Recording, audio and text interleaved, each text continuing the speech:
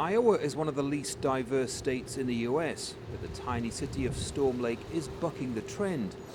At the high school, the minorities are the majority, 80% of the student body. 19 languages are spoken here, and teachers aren't shying away from talking about politics. I've heard you say, I'm scared. A lot of change has been happening. For this new generation of Iowans, change in Washington and talk of border walls, travel bans and deportations hits close to home. I have some family members who are just residents or they're undocumented, and just seeing them scared to be taken away from their kids, that gets me upset too. We attend 6 elementary school and middle school for security. It's an issue the local police are addressing. Graciela Vries works for the department's community outreach program. She says rumors about immigration raids and people losing their US citizenship are rife. How does that make you feel, though, as someone who's Hispanic, when you kind of sense that fear and people are afraid of having their citizenship removed? That is sad, because that includes me.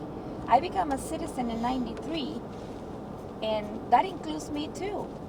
They're very afraid the first time they heard he won it. The state's first ever Latino council member says the sum total of unfounded rumors and policy reforms are having a very real effect on the city's growing immigrant population.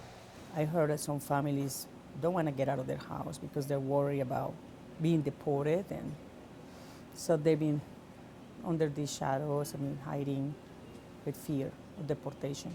We tried to talk to other minorities here, but they simply refused, citing concerns about drawing too much attention to themselves.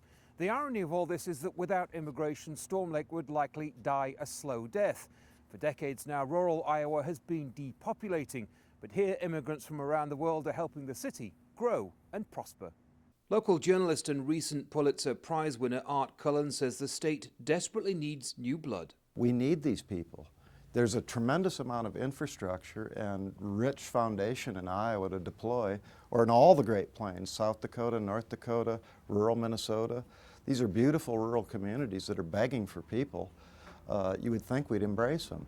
For its part, Storm Lake is doing its best to embrace immigrants and put their minds at ease. But it's a challenging task when the fate of so many rests in the hands of a president determined to push an anti-immigrant agenda. Andy Gallagher, Al Jazeera, Storm Lake, Iowa.